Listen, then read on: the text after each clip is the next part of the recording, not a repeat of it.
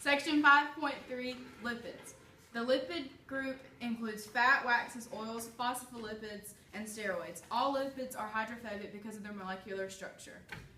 Fats are constructed from two kinds of smaller molecules, glycerol and fatty acids. The fatty acid carbon structure is attached to glycerol with a carboxyl group that results in the formation of one water molecule. Saturated fatty acids have single bonds between carbon molecules and are saturated with hydrogen. Unsaturated fatty acids have one or more double bonds and remove hydrogen atoms from the carbon skeleton, which is displayed right here.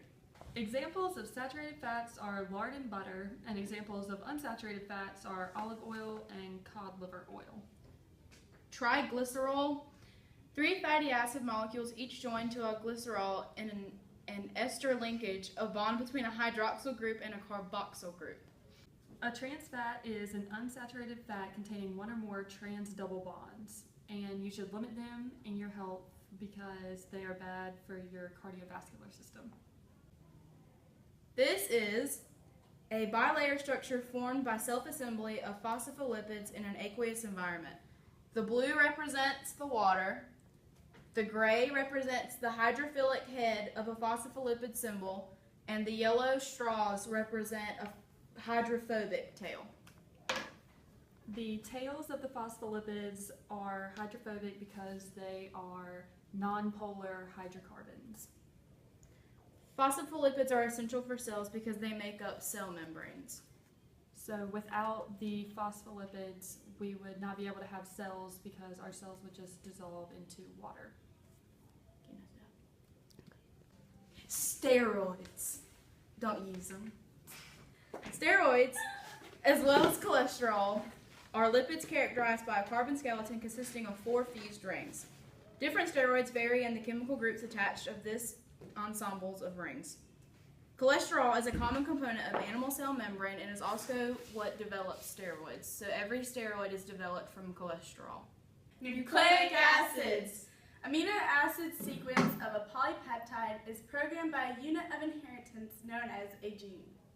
Genes consist of DNA, a polymer belonging to the class of compounds known as nucleic acids.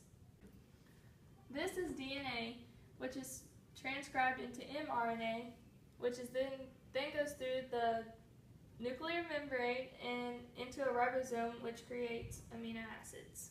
Now on to the components of nucleic acid. This is a polynucleotide. A polynucleotide has a sugar and phosphate backbone with variable appendages, which are the nitrogenous bases. A nucleotide monomer includes a nitrogenous base, a sugar, and a phosphate group.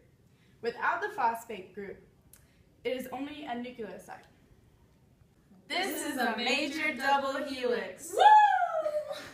In 1953, James Watson and Francis Crick discovered the actual shape of DNA, a double helix. The sugar is the phosphate backbone, and it's on the outside of the helix. The strands are anti-parallel to each other. In the interior of the helix is the nitrogenous bases. The 2 strands of polynucleotides are held together by hydrogen bonds between the paired bases and van der Waals interactions between the stacked bases. There are 4 types of bases in DNA. Adenine and thymine are in one pair, and cytosine and guanine are in another pair.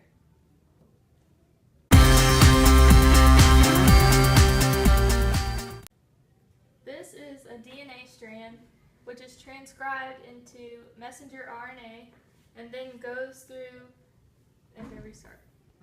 The nitrogenous bases are paired in the interior. DNA! Fantastic! Deoxyribose. We're lipids! Is that it?